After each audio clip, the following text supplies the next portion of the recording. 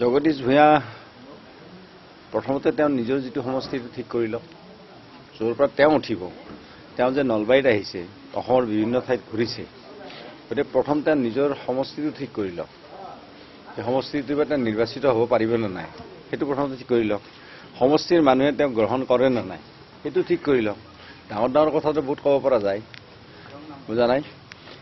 গতিকে প্ৰশ্নটো হৈছে কি যে আগতে তেওঁলোকে জগদীশ ভূঞা আগতে নিজৰ সমষ্টিটোৰ ৰাইজৰ মতামত লওক যে ৰাইজ তেওঁৰ লগত আছে নে নাই। কাৰণ মইতো 85 চনৰ পৰা ৰাজনীতিত আছোঁ। জগদীশ ভূঞাটো ৰাজনীতিত আহিছে 1996ত, আমি তেতিয়া অগপৰ দ্বিতীয় চৰকাৰৰ কালত, হয়নে? পৰৱৰ্তী দিনত জগদীশ ভূঞাৰ লগত আমি একেলগে ৰাজনীতিও কৰিছোঁ। তেওঁতো বিজেপিতো আহিলে, আৰু বিজেপিত আহি তেওঁ APLত চেয়াৰমেন হ'ল, কেবিনেট ৰেংক ল'লে। আকৌ তেওঁ জাতি মাটি ভেটি ৰক্ষা শ্লোগান দি গ'ল, গৈ এতিয়া আকৌ নতুন দলত গৈছে। গতিকে প্ৰশ্নটো হ'ল কি, জাতি মাটি ভেটি যদি সঁচাকৈ জগদীশ ভূঞাই বিচাৰে, তেনেহ'লে আজি মাটিৰ পাট্টা স্বাধীনতাৰ 70 বছৰৰ পিছত প্ৰথমবাৰৰ বাবে লেণ্ড জৰীপ সৰ্বানন্দ সোণোৱাল ডাঙৰীয়া মুখ্যমন্ত্ৰী ডাঙৰীয়াই কৰিলে। প্ৰথম স্বাধীনতাৰ পিছত খিলঞ্জীয়া মানুহৰ হাতত মাটিৰ পট্টা প্ৰথমবাৰৰ বাবে দিলে সৰ্বানন্দ সোণোৱাল ডাঙৰীয়া, অসমৰ মুখ্যমন্ত্ৰী। অসম সাহিত্য সভাক 10 কোটি, বড়ো সাহিত্য সভাক 5 কোটি আৰু 33টা জাতীয় সাহিত্য সংগঠনক অসমৰ খিলঞ্জীয়া গতিকে 3 কোটিকৈ কৰ্পাছ ফাণ্ড কৰি প্ৰতিটো ভাষা যাতে উন্নতি হ'ব পাৰে, ৰিচাৰ্চ হ'ব পাৰে, তাৰ কাৰণে মুখ্যমন্ত্ৰী ডাঙৰীয়াই ইতিমধ্যে ব্যৱস্থা কৰিলে। অসম আন্দোলনৰ শ্বহীদসকলৰ স্মৃতিৰ কাৰণে 100 কোটি টকা ধাৰ্য কৰি 100 বিঘা মাটিত শ্বহীদ স্মাৰক নিৰ্মাণৰ সিদ্ধান্ত ল'লে। ইণ্ডো বাংলাদেশ বৰ্ডাৰ চিল কৰিলে সম্পূৰ্ণৰূপে। 4 কিলোমিটাৰ বাকী আছে, এইখিনি টেকনিকেল এটা অসুবিধা আছে কি কুচিয়াৰা নদীৰ সিপাৰে বাংলাদেশ, ইপাৰে কৰিমগঞ্জ। গতিকে ন'মেন জোন হ'ব লাগিলে এটা টেকনিকেল কথা থাকে, গতিকে সেইখিনিও এটা চলিউশ্যন ওলাইছে।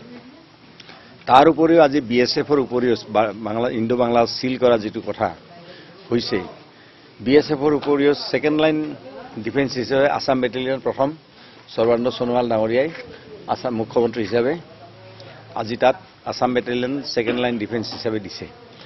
অসম চুক্তিৰ 6 নম্বৰ ধাৰা 35 বছৰে যিটো কথা নচলিল, কৰিব নোৱাৰিলে, আজি তাৰ 6 চুক্তিৰ ওপৰত কমিটি হ'ল, কমিটি ৰিপৰ্ট দিলে, আৰু ৰিপৰ্ট দিয়া মতে এতিয়া এক্সপাৰ্ট কমিটিয়ে ৰিপৰ্ট পৰীক্ষা কৰিব দিছে।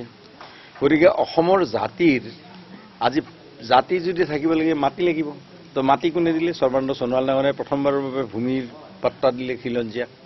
যদি মাটি থাকে মাটিৰ ওপৰতে ভেটি হ'ব, আৰু ভেটি যদি হয় তো ভাষা আৰু সংস্কৃতি লাগিব। গতিকে জাতি মাটি ভেটি তো সংস্কৃতিৰ ক্ষেত্ৰত আজি যিমান সত্ৰ আছিল বেদখল হৈ আছিল, সকলো সত্ৰ আদি বেদখল মুক্ত কৰা হ'ল। আৰু অসমৰ পুৰণিকলীয়া যিখিনি আমাৰ ঐতিহ্য, আমাৰ যিবিলাক 100 বছৰৰ ওপৰৰ ঐতিহ্য অসমত, সকলোতে আজি অসম দৰ্শনৰ আঁচনিৰ জৰিয়তে দি ভাৰতৰ টুৰিষ্ট মেপত অসমখনৰ এই অঞ্চলসমূহ সামৰি লোৱা হ'ল আজিৰ দিনটোত। গতিকে সংস্কৃতি কোনে ৰক্ষা কৰিলে? সৰ্বানন্দ সোণোৱাল ডাঙৰীয়াই ৰক্ষা কৰিলে। অসম চুক্তি কোনে আজিৰ দিনটোত পালন কৰিছে? তেওঁ কৰিছে। গতিকে জাতি মাটি ভেটিৰ কথা কৈ যদি কোনোবাই ৰাজনীতি কৰে, তো তেওঁলোকে আচলতে বিজেপি দলে যিখিনি কৰিছে, সৰ্বানন্দ সোণোৱাল ডাঙৰীয়া মুখ্যমন্ত্ৰীৰ নেতৃত্বত যিখিনি হৈছে, স্বাধীনতাৰ 70 বছৰত কোনো কৰা নাই আৰু ভৱিষ্যতে কোনো কৰিব নোৱাৰে।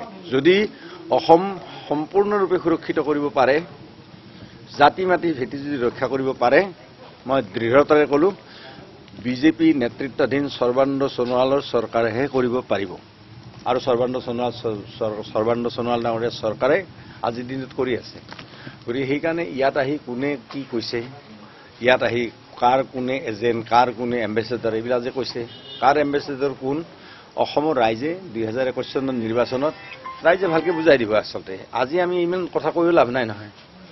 এতিয়া মই দেখিছোঁ আজি কোনোবা এখন পেপাৰত যে বাইক ৰেলী হৈছে, কিবা এনেকৈ দেখাইছে। বাইক ৰেলী যিখিনি আমাৰ নলবাৰীত হৈছে, মই আচৰিত পাইছোঁ। তেওঁ এটা বাইক ৰেলী তেওঁৰ নিজৰ সমষ্টি সদিয়াত কৰি চাওকচোন, এনেকুৱা এটা বাইক ৰেলী পাৰে নেকি? যদি পাৰে কৰি চাওক। এতিয়া এই বাইক ৰেলীত যিসকল মানুহ গৈছে, সেইবিলাক কোন মানুহ গ'ল? আপোনালোকৰ সাংবাদিক, আপোনালোকক বিচাৰ কৰি চাব তাতে।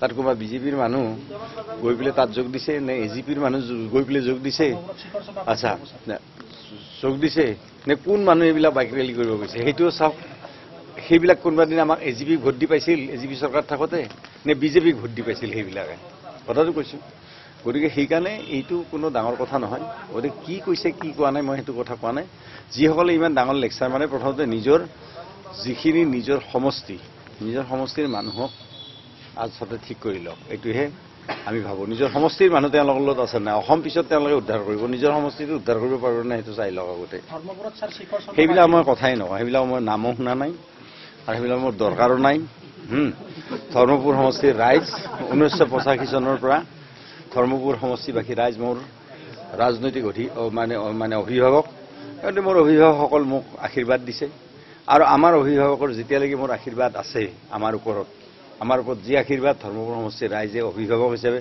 85 চনৰ পৰা তেওঁলোকে আশীৰ্বাদ দি আছে সেই আশীৰ্বাদটোহে মোৰ কাৰণে প্ৰয়োজনীয় তাত যিবিলাক মানুহৰ নাম কৈছে সেইবিলাকৰ মই নামো শুনা নাই আৰু মোৰ দৰকাৰো নাই